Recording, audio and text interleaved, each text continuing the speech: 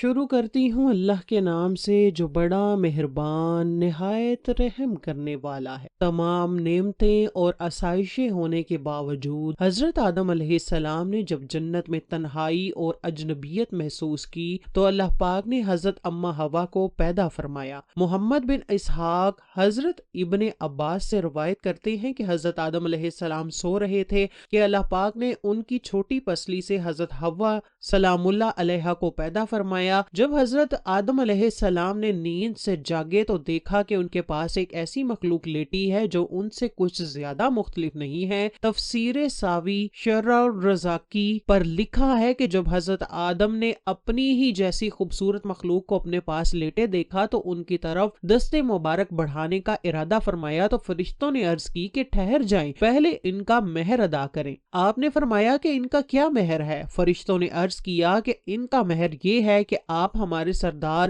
محمد مصطفیٰ صلی اللہ علیہ وسلم پر 10 مرتبہ درود پاک پڑھیں۔ چنانچہ آپ علیہ السلام نے درود پاک پڑھا اور فرشتوں کی گواہی سے آپ علیہ السلام کا حضرت بی بی حوا سے نکاح ہو گیا۔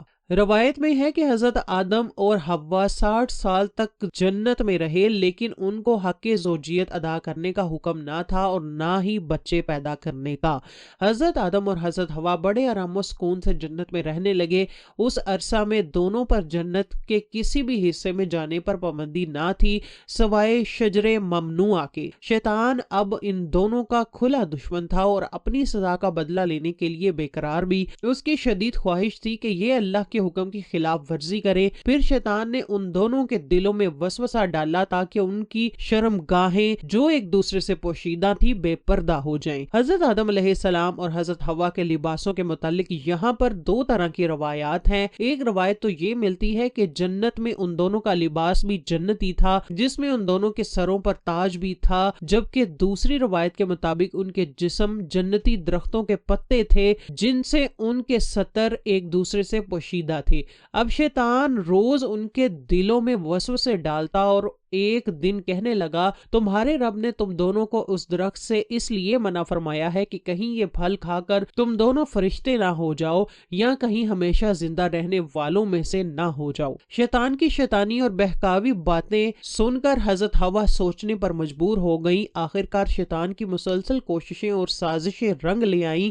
اس نے حضرت حوا کو پھل کھانے پر راضی کر لیا۔ ایک دن حضرت حوا نے حضرت آدم علیہ السلام سے کہا کہ ہم اس شجر ممنوعہ کا ذرا سا حصہ کھا کر تو دیکھیں آخر وہ کیا راز ہے جو اللہ نے اسے کھانے سے منع فرمایا ہے۔ شروع میں تو حضرت آدم نے اس کے لیے قطعی طور پر تیار نہ تھے، لیکن پھر حضرت حوا کے مسلسل اصرار پر بادل نخواستہ وہ بھی راضی ہو گئے۔ خیر حضرت آدم و حوا پھل کھانے پر تیار ہوئے اور ابھی پوری طرح پھل چکھا بھی نہ تھا کہ ان کے سترگاہیں ایک دوسرے پر عیاں ہو گئیں، جس پر دونوں نے پریشانی کے عالم میں جنت کے درختوں کے پتے توڑ توڑ کر اپنا بدن چھپایا۔ اللہ نے دونوں کو پکارا اور فرمایا کہ کیا میں نے تم کو منع نہیں کیا تھا کہ اس درخت کا پھل نہ کھانا اور شیطان کے ورگلانے میں نہ آنا؟ یہ تمہارا کھلا دشمن ہے۔ دونوں نے جب اللہ کی پکار سنی تو مارے خوف الہی کے کانپ اٹھے۔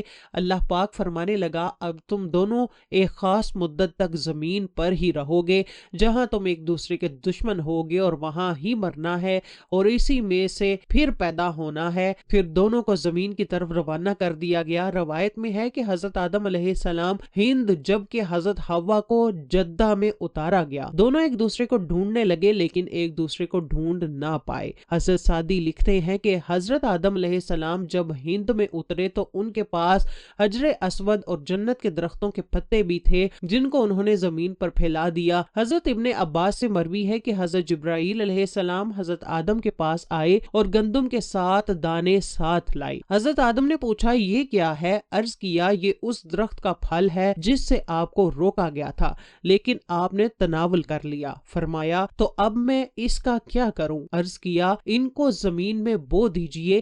حضرت آدم ایک طویل عرصے تک اللہ کی بارگاہ میں روتے رہے۔ ایک دن اللہ پاک حضرت آدم کی گریہوزاری پر رحم آیا تو اللہ پاک نے حضرت جبرائیل کو بھیجا کہ آدم کو معافی کی خوشخبری سنا دو۔ حضرت آدم خوشی سے سرشار بارگاہ خداوندی میں سر بسجود ہو کر شکر بجا لائے۔ پھر حضرت جبرائیل انہیں لے کر مکہ آئے، جہاں حضرت آدم نے کعبہ شریف کی بنیاد رکھی اور حجر اسود کو کعبہ کی دیوار پر نصب فرمایا اور اس کا طواف کیا۔ طواف سے فارغ ہو کر حضرت جبرائیل انہیں جبل عرفات پر لے گئے، جہاں حضرت حوا تشریف فرما تھی، لیکن طویل عرصے کی جدائی اور حالات نے بہت سے جسمانی تغیرات پیدا کر دیے تھے، چنانچہ دونوں ایک دوسرے کو پہچان نہ پائے، جس پر حضرت جبرائیل نے دونوں کا تعارف کروایا۔ ناظرین، یہی وہ رات تھی جب پہلی دفعہ آپ کو حیض بھی آیا اور اللہ پاک کے حکم سے پھر حضرت آدم اور حضرت حوا کو کثیر اولاد ہوئی۔ حضرت اماں حوا کے حمل سے جڑواں بچے پیدا ہوتے تھے، جن میں ایک لڑکا اور ایک لڑکی ہوتی تھی، جبکہ آپ دوسری دفعہ امید سے ہوتی تو پھر ایک لڑکا لڑکی پیدا ہوتے، اور اس طرح پہلے حمل سے پیدا ہونے والے بیٹے کی شادی دوسرے حمل سے پیدا ہونے والی بیٹی سے کر دی جاتی تھی، یعنی ایک حمل سے پیدا ہونے والے بچے سگے بہن بھائی قرار پائے۔ ناظرین، یہاں آپ کو یہ بات بتاتے چلیں کہ اللہ تعالیٰ نے حضرت حوا کو خود ہی حضرت آدم کی زوجیت کے لیے پیدا فرمایا تھا، اس لیے نکاح پڑھانے کی ضرورت نہیں تھی، بلکہ اللہ پاک نے فرشتوں کی گواہی میں حضرت حوا کو حضرت آدم کی زوجہ بنا دیا تھا۔ قرآن پاک میں اللہ پاک نے حضرت حوا کے لیے زوجہ حضرت آدم کا لفظ ہی استعمال کیا گیا ہے۔ ناظرین، فرشتے حضرت آدم کی پیدائش سے آزمائے گئے، جبکہ انسان کو بھی اللہ پاک آزمائش میں مبتلا کرتا ہے کہ کون فرما برداری کرتا ہے اور کون نافرمانی کرتا ہے، اور جو دنیا و آخرت کے بارے میں غور و فکر کرتا ہے وہ ایک کی دوسرے پر فضیلت جان لیتا ہے اور پہچان لیتا ہے کہ دنیا آزمائش کا گھر اور فنا ہونے والی ہے، جبکہ آخرت بدلے کا ہمیشہ باقی رہنے والا گھر ہے۔ لہٰذا دوستو، ہمیں چاہیے کہ ہم ان لوگوں میں سے ہو جائیں جو دنیا کی ضرورت کو آخرت کی ضرورت پر وار دیتے ہیں، اور بے شک نیکی کی توفیق اللہ پاک ہی کی طرف سے ملتی ہے۔ اللہ پاک مجھے اور اس ویڈیو کو دیکھنے والے تمام افراد کو گناہوں سے دور رہنے اور نیک اعمال کرنے کی توفیق عطا فرمائے۔ کمنٹ سیکشن میں آمین لکھنا مت بھولیں۔